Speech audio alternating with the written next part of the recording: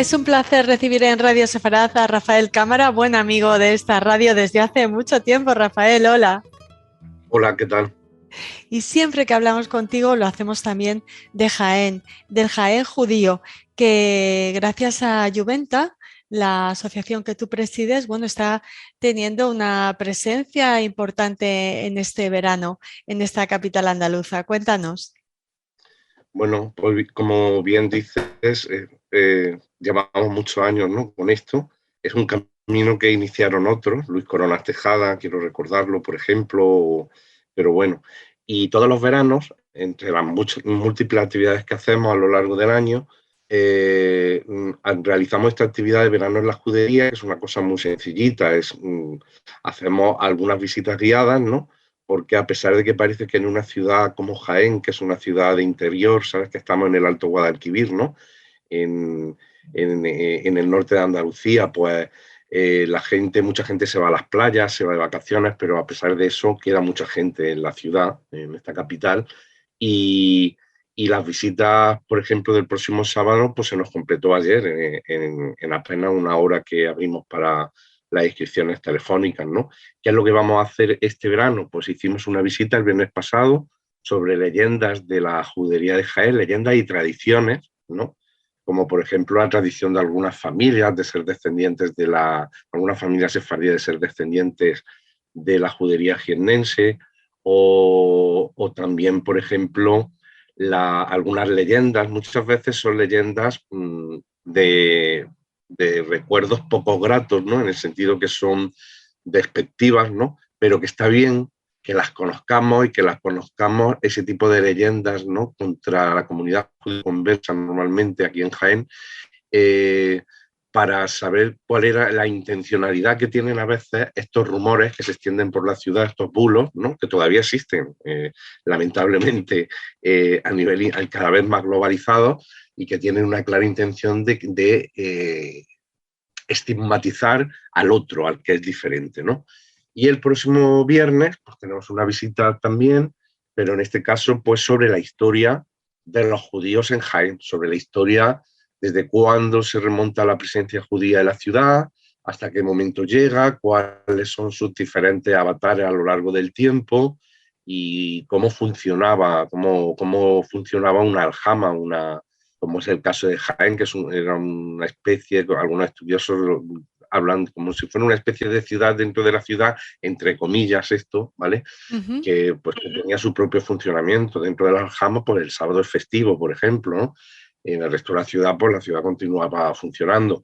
Bueno, pues ese tipo de características que para que los jiennenses y alguien del área metropolitana de Jaén también suelen venir cada vez más gente, se acerca, pues conozcan esa parte de la historia, pues paseando por las calles de nuestra judería y de nuestro casco histórico. ¿Cómo describirías para los oyentes que no han tenido la suerte de ir a la judería de Jaén, para los que no sean Abulafia, que luego hablamos de eso? ¿Cómo describirías la judería de Jaén? Bueno, la judería de Jaén es una realidad histórica importante. Fue una de las juderías más grandes de la corona de Castilla, y eso está ya más que documentado, ¿no? Llegó a tener en torno a 1.500 personas en el siglo XIV, y además luego hubo una realidad judeoconversa importantísima también en la ciudad, que entre el 8 y el 10% de la población de la ciudad y del reino de Jaén era de origen judeoconverso, ¿no? Imagínate que el tercer tribunal de la Inquisición del país se va a fundar en el reino de Jaén, precisamente por esa impronta judeoconversa tan potente que derivaba de esa presencia judía anterior tan importante. Entonces, hay una realidad, como digo, histórica importante, con personajes tan importantes, no solamente para el mundo judío, sino para la historia de Andalucía y para la historia de España, como fue Jas de Ibn Samprú.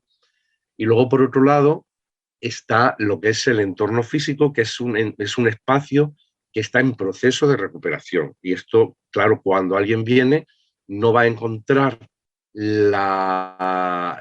¿cómo te diría?, una judería de dulce, como puede ser muchas de las juderías españolas, que afortunadamente están en la red de juderías, va a encontrar la presencia, la tangibilidad de la historia judía, porque hay una menorá que recuerda a los expulsados en la Edad Media, hay un monumento a Hasdai Ben Saprou, hay una medalla de oro que se exhibe, que se le concedió a Hasdai Ben Saprou, la medalla de oro de la ciudad y el título de hijo predilecto, que es la máxima distinción que se puede dar a cualquier persona.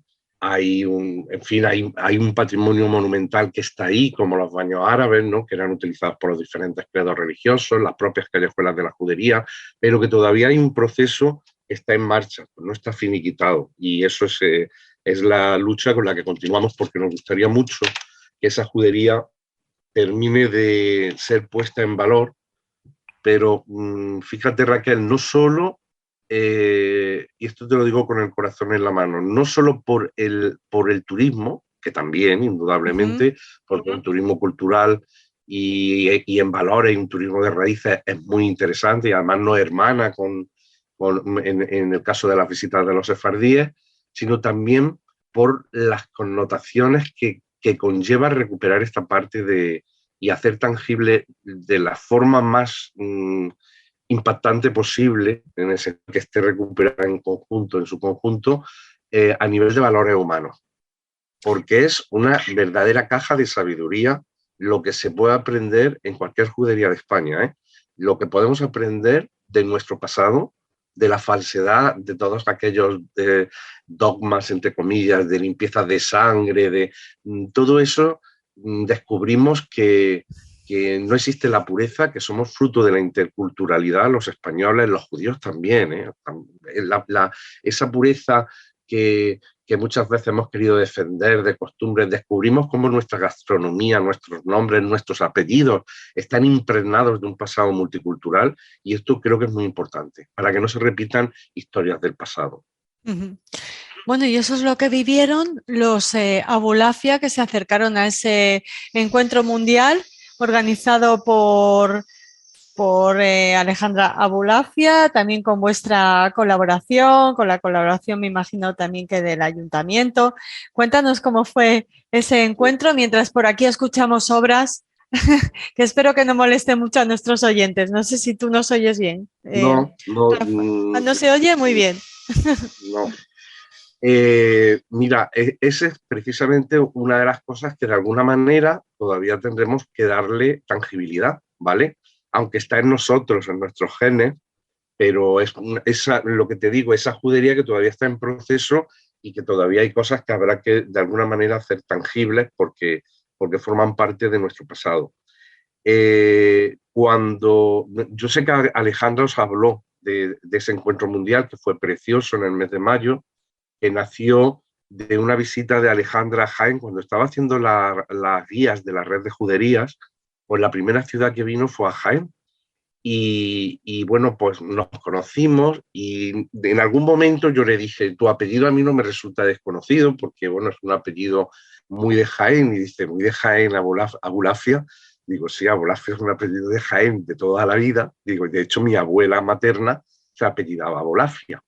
Aquello de alguna manera le impactó. Ya le expliqué cómo yo había conocido En Jaén no teníamos ni idea, ni los Abulafia, ni los que somos descendientes de Abulafia, no había un conocimiento de que era un apellido judío en absoluto, en absoluto. Entonces, a raíz de una conversación casual con un agregado cultural de la Embajada de Israel hace muchísimos años, puede hacer 20 años perfectamente, que se llama Eyal Sela, un hombre que además colaboró con nosotros,